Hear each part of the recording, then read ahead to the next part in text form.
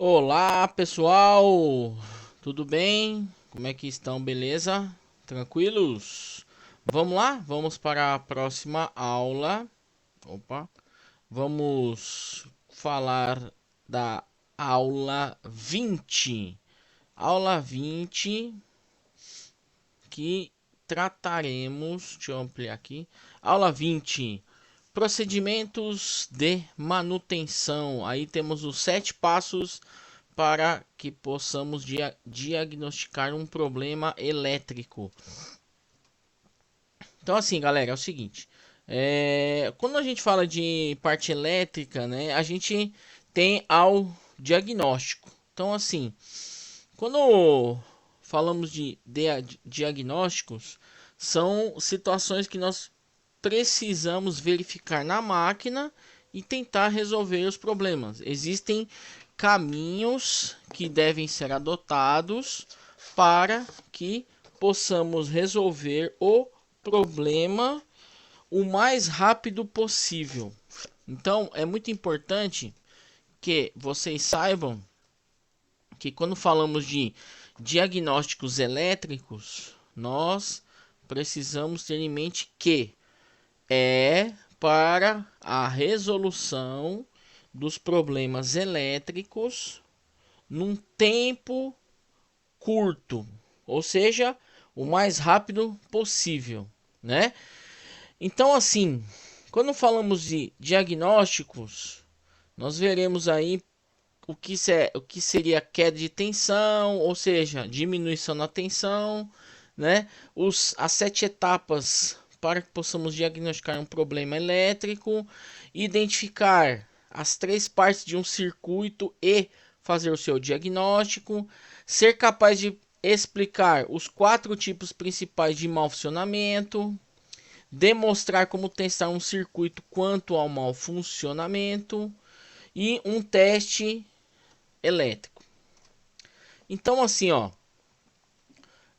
para que você possa entender tudo isso que nós estamos falando, nós precisamos seguir algumas etapas para que possamos resolver o problema elétrico. Então, para isso, as 7 etapas ou os 7 passos para a resolução de um problema elétrico podem ser seguidos dessa forma aqui: conhecer o sistema, consultar o operador, inspecionar o sistema, operar a máquina se caso for possível, né? Relacionar as causas, chegar a uma conclusão e testar esta conclusão. Então, estas são as 7 etapas ou os 7 passos para que nós possamos fazer um diagnóstico em um sistema elétrico da melhor forma possível, tá? Lembrando que para resolver o problema elétrico, a gente precisa conhecer, saber o que está sendo trabalhado. Por quê? Porque existem muitos problemas que as pessoas vão na tentativa e erro. Troca uma peça, troca outra peça, e aí vai no troca-troca. Troca, troca, troca, troca, troca, até que se encontre o problema. Só que a questão toda é: quanto tempo isso demorou? Quanto foi gasto para isso acontecer? Então, essa questão de só trocar a peça muitas vezes pode ser oneroso e desprender um tempo que não é bom, beleza? Porque a gente sabe que em relação às operações em fazenda e tudo mais, né? A gente sabe que máquina parada é um problema seríssimo.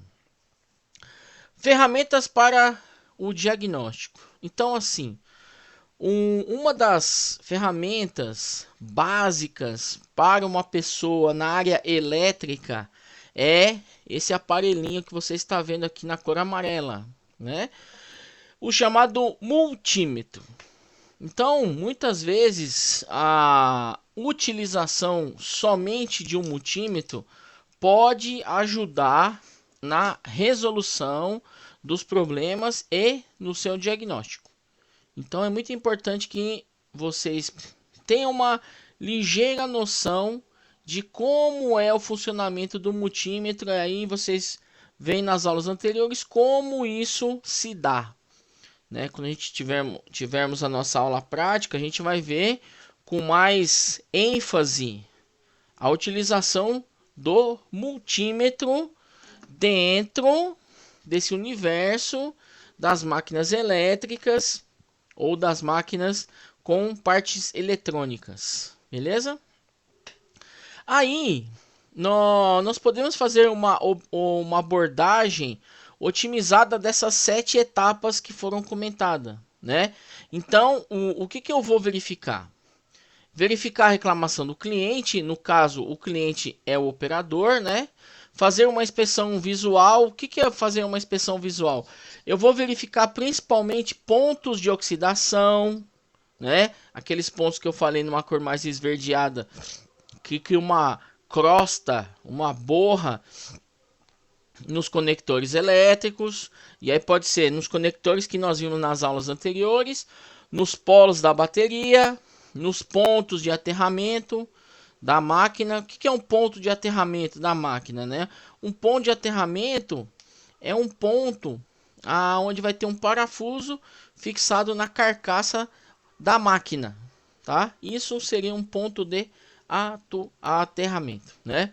Outro ponto importante é verificar os códigos de erro das máquinas. Hoje as máquinas agrícolas trabalham com códigos de erro. Isso facilita o entendimento e principalmente o caminho que eu posso seguir para encontrar o erro. É muito importante, então, a gente entender o que são esses códigos de erro para poder ter um direcionamento no diagnóstico, tá? Esses códigos, lembrando que existe uma listagem com esses códigos no manual da máquina. Outro ponto importante, falando de máquinas agrícolas, é verificar junto à concessionária, junto ao fabricante, se existem uma coisa chamada recall, né? Eu vou falar esse nome porque é muito conhecido por todos vocês com certeza, né? Recall é o que? É um problema que a fábrica identificou e aí ela pede para todos os seus concessionários fazerem uma troca, substituição, reparação, aí vai depender do que seja, tá? Aqui aparece o nome Ditec. Ditec é um nome específico de uma concessionária sobre esse recall, tá? Então, essa relação aí de Ditec, toda vez que você vê essa palavra Ditec, você pode associá-la a recall. Beleza? Show de bola? E aí, pessoal, é só seguir os passos aqui, ó. Então eu tenho o A, o B, o C, o D e o E. Todos eles eu posso fazer de maneira simultânea. Então eu vou verificar se há códigos de erro ativo na máquina. Então normalmente a máquina tem um painelzinho e você vai verificar se há um código de erro ativo. Um código de erro ativo significa um código de erro que aparece no visor ou na tela da sua máquina, né? Se não tiver nenhum código de erro, eu sigo para a próxima etapa, tá? Vou verificar se esse código de erro que aparece, ele é daquele que eu apago, mas ele retorna. Apago, mas ele retorna. Se ele ficar retornando, isso é um problema que eu vou ter que me aprofundar, ou seja, fazer um diagnóstico mais detalhado para poder identificar o problema. Aí eu vou utilizar, né, ferramentas próprias como multímetro. Vou precisar, por exemplo, conhecer o circuito daquele caso específico para identificar principalmente o que?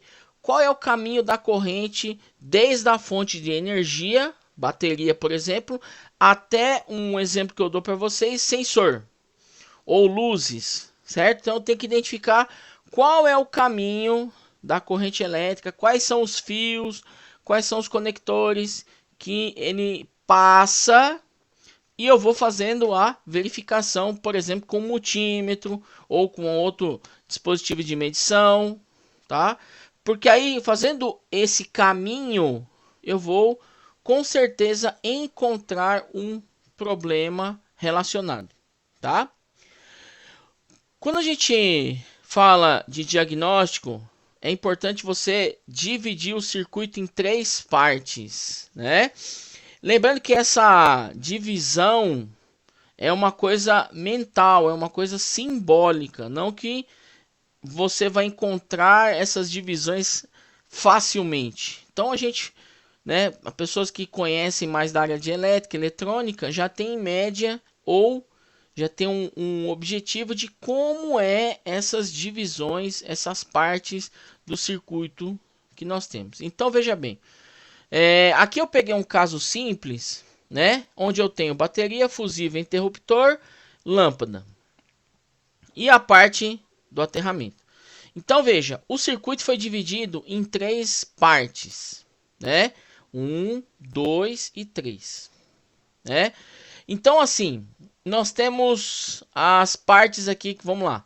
Bateria para o interruptor é chamada a parte de controle, né? Então bateria, que é uma fonte de energia, até o interruptor. Isso eu chamo a primeira parte do circuito, né? Que a gente pode dizer verificação das fontes de energia. Então, o que eu vou estar verificando? Vou estar verificando o estado da bateria, como a bateria está, se os terminais estão bem fixos, se a bateria não está descarregada, se não apresenta oxidação, certo? E aí tem no meio de campo aqui, ó, entre a bateria e o interruptor, tem um fusível. Então vou verificar, por exemplo, qual é o estado do fusível. O fusível está queimado, não está queimado. Ele está mal encaixado.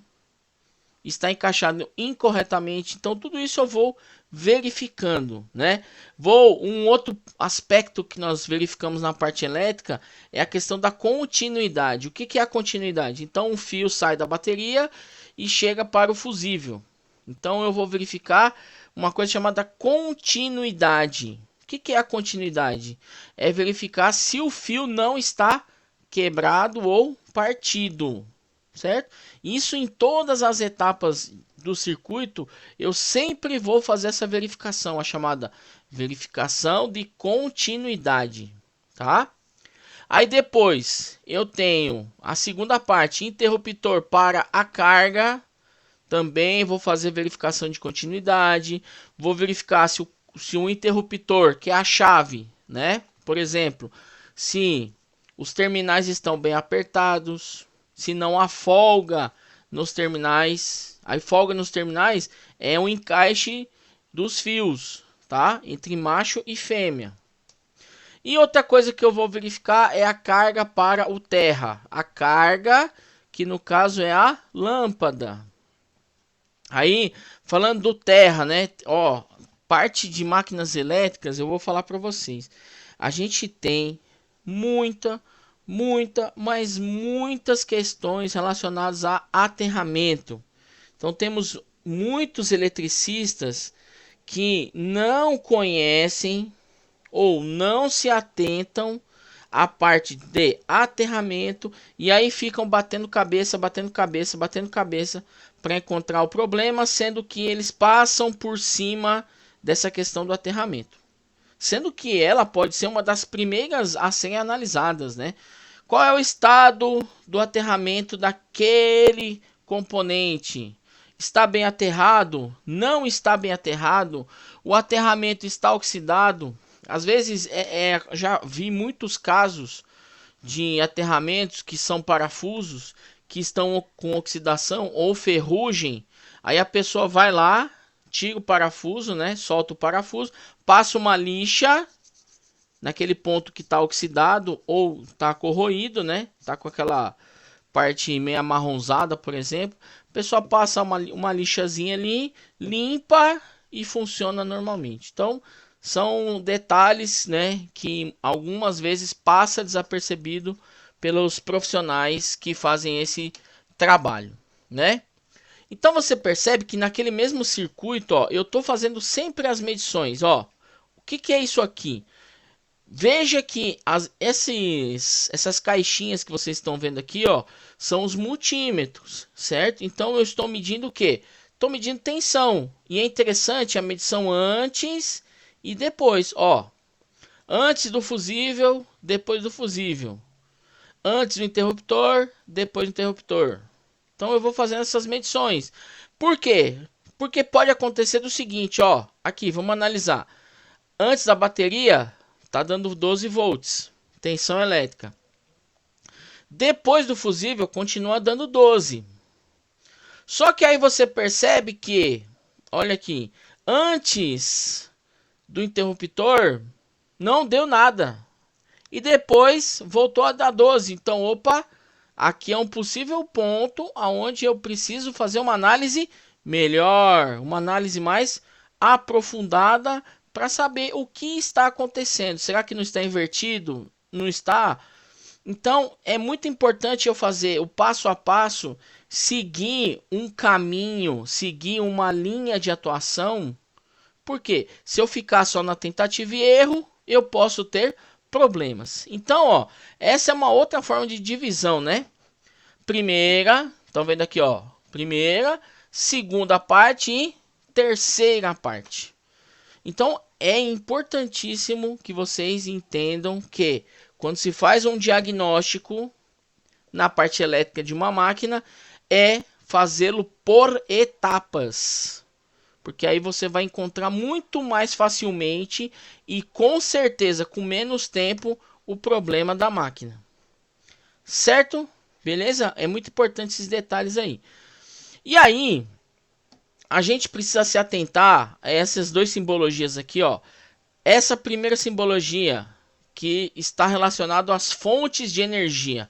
Fontes de energia basicamente são as baterias. E aí vem aquilo que eu já comentei agora há pouco. Qual é o estado das baterias? Elas estão carregadas? Elas estão com carga? Os polos da bateria estão oxidados? Estão enferrujados? Os terminais da bateria em relação aos cabos estão bem afixados?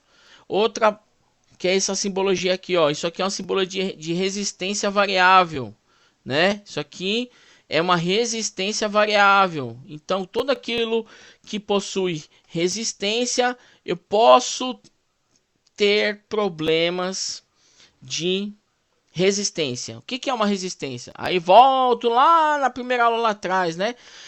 Resistência é a oposição à passagem da corrente elétrica. Então, se eu tenho uma resistência muito alta, a corrente vai ser baixa, certo? Se eu tenho uma resistência muito alta, a corrente vai ser muito baixa, tá? Ou se eu tiver uma resistência muito baixa, eu vou ter uma corrente muito alta. Então são aspectos aí que nós precisamos ter em mente, né? Para que possamos resolver os problemas elétricos de maneira ordenada, tá? E aí, nós temos as 3 etapas e aí podemos incluir os 4 tipos de mau funcionamento em sistemas e componentes elétricos, né, ó?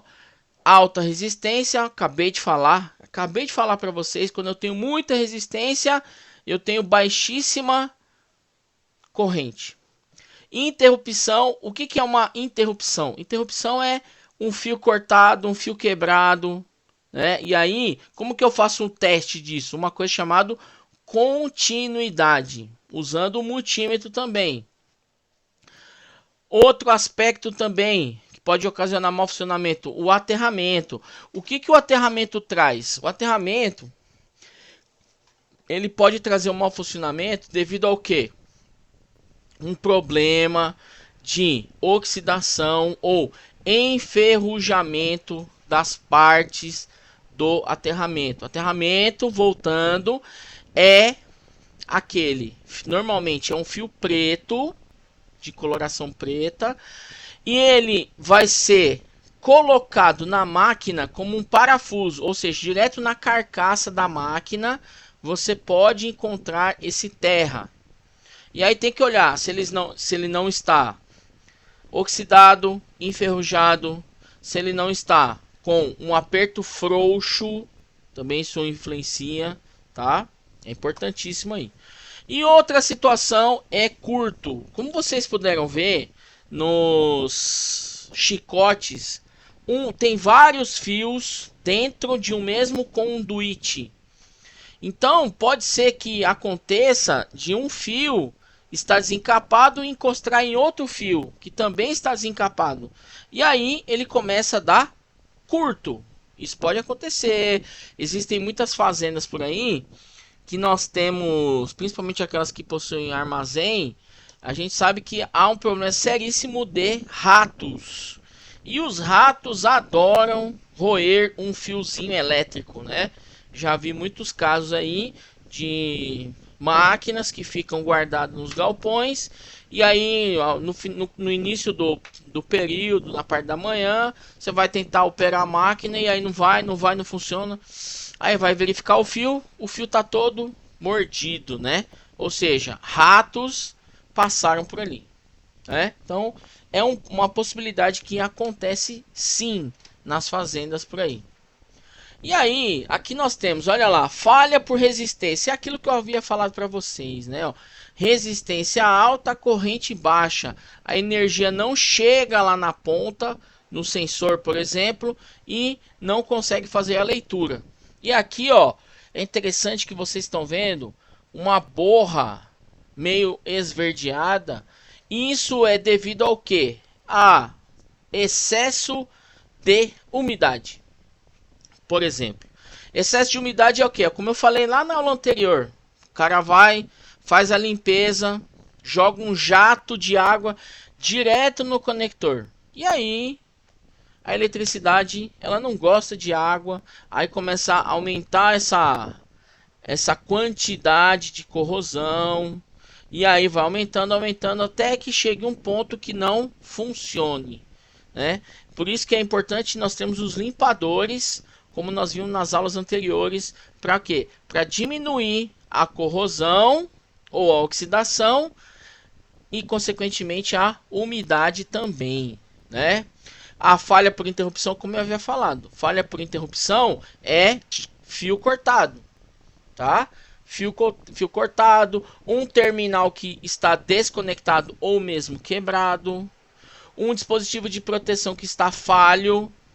Por exemplo, disjuntor, o fusível ele queima, então ele tem um filetezinho dentro dele que, se ele sofre uma sobrecarga, ele queima, tá? Queima e aí acabou-se. Aí tem que trocar. E aí, se ele começar repetidamente queimar esse fusível, a gente precisa ver o que está ocasionando essa queima. Então a gente tem que ver antes do fusível o que está acontecendo para que ele queime, né? Então é muito importante a gente fazer toda essa análise, todo esse diagnóstico, né? Falha no terra, olha aqui, ó, que eu havia comentado para vocês, ó. Isso aqui, falha de aterramento, conector não isolado entrando em contato com carcaça, uma parte do fio mal isolado ou desfiado. Aqui é a parte eletrônica.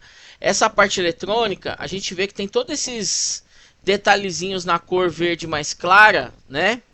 Isso nas placas eletrônicas a gente chama de caminhos, é por onde a corrente passa. E aí esses caminhos, né, podem ser interrompidos, né? É como uma rua. Eu passo por essa rua, só que chegou um determinado momento, essa rua foi bloqueada. E aí eu não consigo ter o fluxo passando, certo?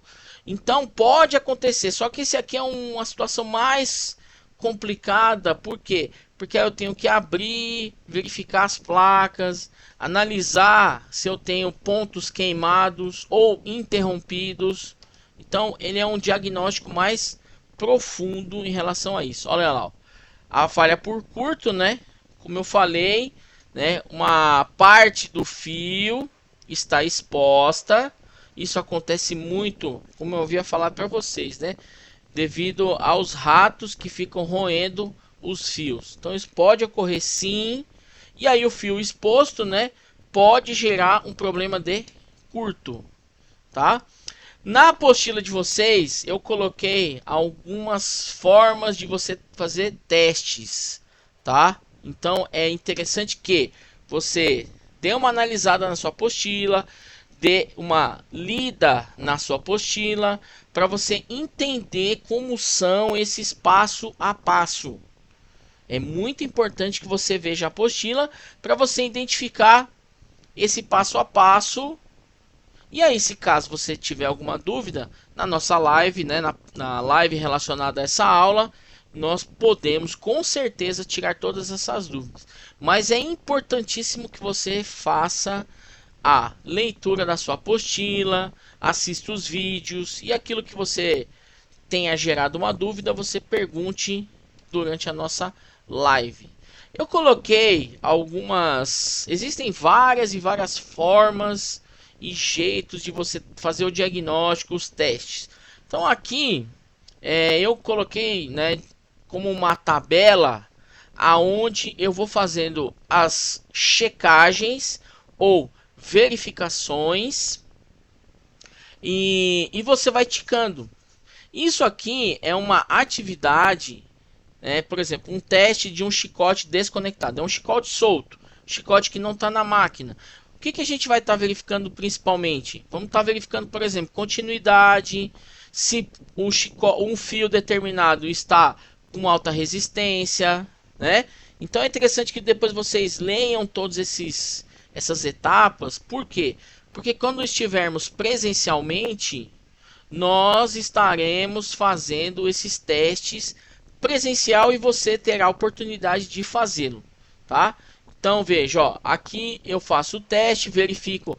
Aqui o que eu estou verificando, por exemplo, se há resistência. Lembrando, mais uma vez, se naquele fio estiver valores de alta resistência, a corrente vai ser muito baixa. E a corrente sendo muito baixa, ele não consegue chegar na sua parte final, né? Que seria um sensor, um atuador, um motor, tá? Então é muito importante que os fios não apresentem resistência. Como nós estamos vendo aqui, ó, nós temos alguns casos de fios que apresentaram uma certa resistência. Olha esse aqui, ó. Olha, é a coluna E, linha E. Lembrando que é só um exemplo, né? Apresentou uma resistência de 100 ohms. 100 ohms já pode ser um problema. Quando a corrente for passar, ela não conseguirá. E aí, se é um atuador, por exemplo, vamos lá, seria um acionamento para o motor do molinete, ou um acionamento de uma determinada solenoide, né? Ou a medição de um sensor de temperatura, um sensor de pressão, né? E aí ele não fará a leitura, consequentemente terá um código de erro, e aí você precisará diagnosticá-lo, tá? Aqui eu estou mostrando como é que eu faço esse teste, né? Então eu estou mostrando um passo a passo de como é esse teste chamado de continuidade, que é esse aqui, o da esquerda, né? Ó. Isso eu ponho numa ponta do fio, na outra ponta do fio, aí vou escutar assim um bip. Se você ouvir o bip, significa que o fio não está quebrado, tá? Não há quebra. Ah, você não ouviu o bip, então possivelmente esse fio está quebrado, ou seja, eu preciso trocar esse fio, certo? Depois faço um outro teste, né, para verificar a resistência. Eu ponho de uma ponta na outra ponta do mesmo fio, né, nas extremidades desse fio, e aí eu vou verificar, por exemplo, os valores de resistência. E aí, quanto mais próximo estiver do zero, melhor, né? Se esse fio começar a apresentar valores muito altos, significa que ele está sofrendo de alta resistência. Aí cai naquilo que eu falei: alta resistência, baixa corrente. E aí eu vou ter problema de passagem da corrente até chegar ao sensor, por exemplo, né? Então, tudo isso são diagnósticos, são passo a passo que um eletricista deve fazer para ter a melhor resolução de um problema elétrico, tá? Então, ó, veja, aqui eu coloquei testando os problemas. Então, uma resistência de um fio pode ser o comprimento, a área da seção, temperatura, né? Então, é muito importante que seja feito esses testes. Muitas vezes, os nossos eletricistas, eles passam, né, por cima dessas informações e aí acabam fazendo só a troca da peça e muitas vezes não seria necessário a troca da peça. Às vezes você fazendo uma reparação no fio, você conseguiria resolver o problema, tá? E aí, né, como esses diagnósticos são de vários componentes, de várias formas, eu coloquei para vocês aqui como que eu faço um diagnóstico, por exemplo, em um controlador, como que eu faço um diagnóstico em uma caixa de fusíveis, um diagnóstico de um centro de carga, né, repetindo, é aquela caixinha onde tem fusíveis e relés, né? Então é importantíssimo que possamos fazer as medições. E quando se trata de diagnóstico, nós estamos falando de quê? De verificações, tá? Então, para resumir esse nosso bate-papo aqui, para não ficar muito mais longo do que os outros, falou em diagnóstico dos 7 passos, né? Todos eles estão baseados em verificações, medições que devem ser feitas com aparelhos corretos para que nós possamos identificar o problema em qual parte que ele está, para ir isolar o problema e reparar o problema. Caso você não consiga reparar o problema, você aí sim trocará o equipamento ou a peça em questão.